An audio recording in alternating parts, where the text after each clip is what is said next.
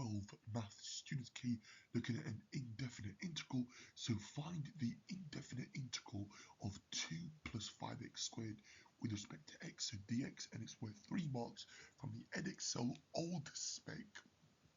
Goal 1, okay, looking at integration. So here we are going to add 1 to the power of x and then divide by the new power. Think of 2, remember, as 2x to the power of 0.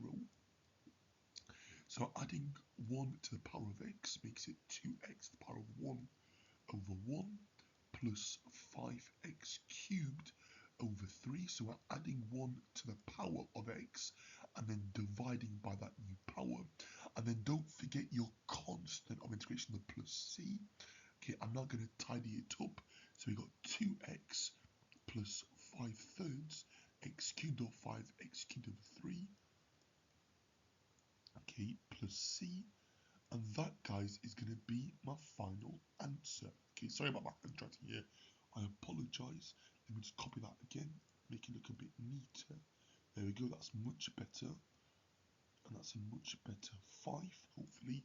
We have 2x, okay, plus 5/3 x cubed, plus that constant of integration, that plus c, and that would get you 3 marks.